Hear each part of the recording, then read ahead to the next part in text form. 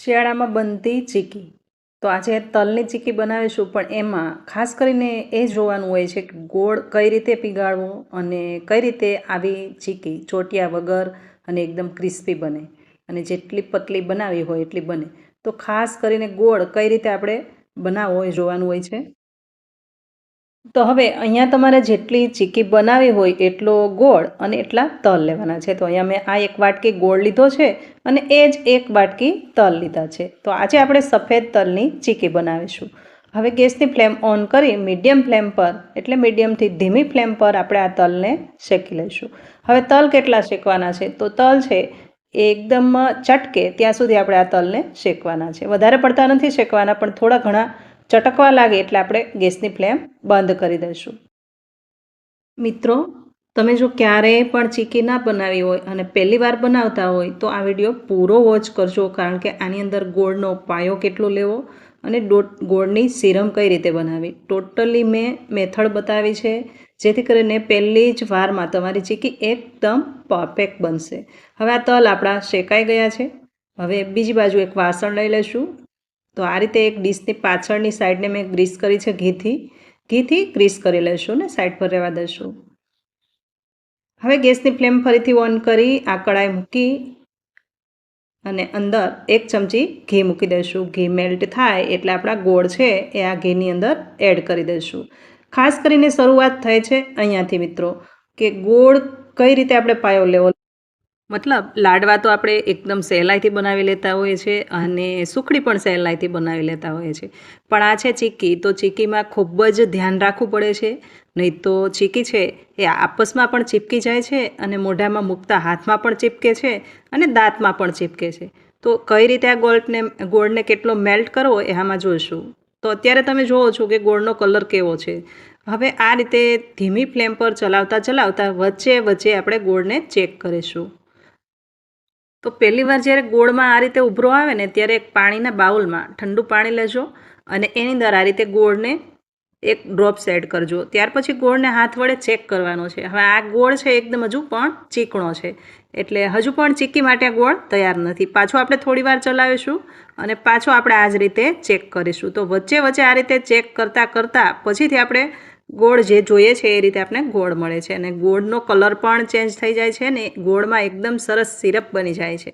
તમે જોઈ શકો છો કે ગોળમાં કલર ચેન્જ થવા લાગ્યો છે. આ રીતે ગોળને ચીકી માટે તૈયાર કરવાનો હોય છે. હવે જો ગોળનો ઉભરો આવે અને લાડુ આપણે બનાવીએ એ રીતે ગોળ પીગળે ને તરત જ જો તમે આ તલ એડ કરી દેશો તો ચીકી છે એ બિલકુલ સારી નહીં બને અને એકદમ ચીકણી બનશે. જે ડબ્બામાં ભરી હશે ને એ ડબ્બામાં પણ આપસમાં ચીપકી જશે અને ખાવામાં પણ મજા નહીં આવે. તો જુઓ ગોળનો કલર ધીમે કેટલો બદલાઈ રહ્યો છે, અને પછીથી ત્યારે લાસ્ટમાં જોશો તો આગળ તમે ક્લિપ જોઈ એ રીતે જ આ ગોળનો કલર પણ ચેન્જ થઈ જશે અને જે ઉભરો આવતો હતો એ પણ બંધ થઈ જશે. મતલબ કે જે રીતે આપણે લાડવા બનાવીએ ને ચૂરમાના ગોળના, તો એમાં આપણે ગોળનો પાયો લેતા હોય છે ત્યારે ગોળ છે એની સ્મેલ પણ આવે છે, ગોળ પ્લફી થાય છે અને ત્યાર પછી આપણે ચૂરમું અંદર નાખી દઈએ છીએ અને લાડવા બની જાય છે. પણ આ ગોળ છે એને આપણે એકદમ સિરપ બનાવવાનો છે, એટલે કે જે પ્લફી થાય, ફીણ વળે અને જે ગોળનો ઉભરો આવે બધું જ જ્યારે સમાપ્ત થઈ જાય ત્યારે આ રીતે આપણે ગોળ મળે છે. જોઈ શકો છો એકદમ સિરપ જેવો છે અને કલર પણ એકદમ ચેન્જ થઈ ગયો છે. તો ચીક્કી માટે આ રીતે ગોળ તૈયાર કરવાનો હોય છે. તો મિત્રો, આ રીતે ગોળનો કલર ચેન્જ થઈ જાય, સિરપ જેવો તમને લાગે અને ત્યારે ચેક કરવું જરૂરી છે. પછીથી આપણે ગેસની ફ્લેમ બંધ કરી દઈશું, ચેક કરી લઈશું અને આ રીતે તૂટે ને એટલે આપણો આ જે ગોળ છે ચીકી માટે તૈયાર છે. જુઓ એકદમ સરસ સિરપ જેવો લાગે છે. હવે આપણે જે શેકેલા તલ છે એ આની અંદર નાખી દઈશું અને અત્યારે ગેસની ફ્લેમ બંધ રાખી છે.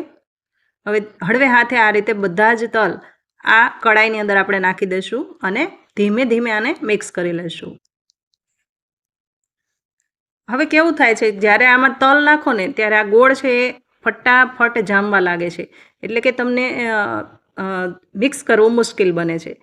તો આ ટાઈમે તમારે ગેસની ફ્લેમ થોડું મિક્સ થાય અને થોડું કઠણ થવા લાગે એટલે ગેસની ફ્લેમ પાછી ચાલુ કરવાની છે, જ્યારે ગેસની ફ્લેમ પાછી ચાલુ કરી દેશો એટલે એકદમ સરસ ગોળ છે એ ગરમ થશે અને આ બધું જ જે મટીરિયલ છે એક સાથે મિક્સ થઈ જશે.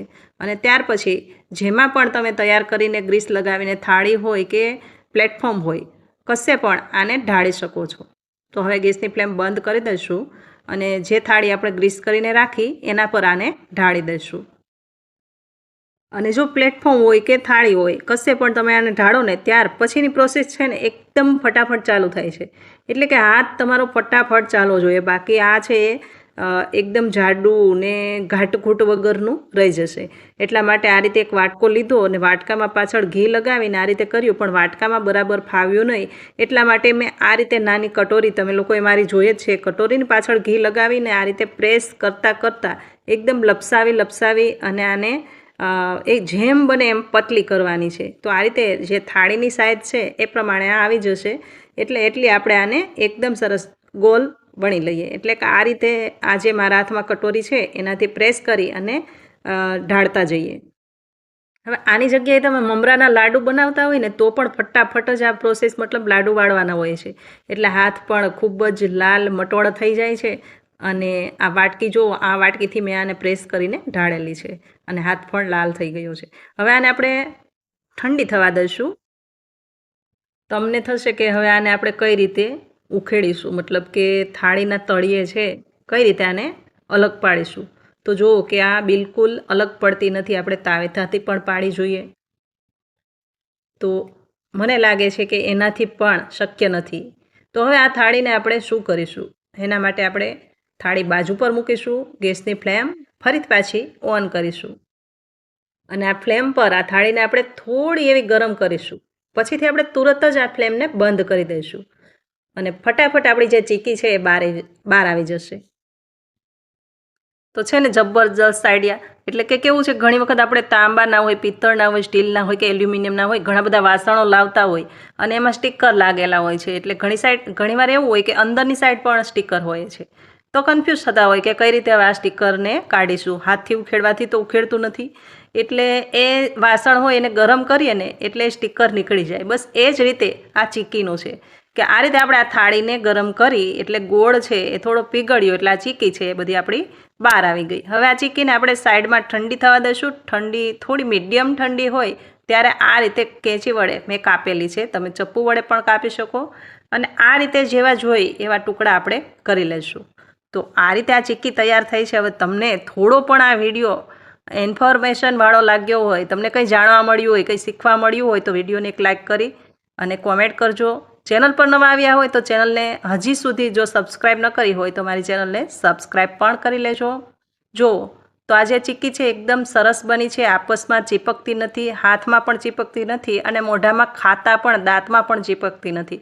તો એક વખત મારી આ રીતે ચીક્કી ચોક્કસથી બનાવજો. જો ભાંગતા જ એકદમ કટ્ટનેરાનો અવાજ આવી અને ભાંગી જાય એવી ચીક્કી બની છે. તમને જો ગમે તો વધુમાં વધુ શેર કરજો. મળીએ પાછા એક નવી રેસીપીમાં. ત્યાં સુધી આવજો. Thank you for watching.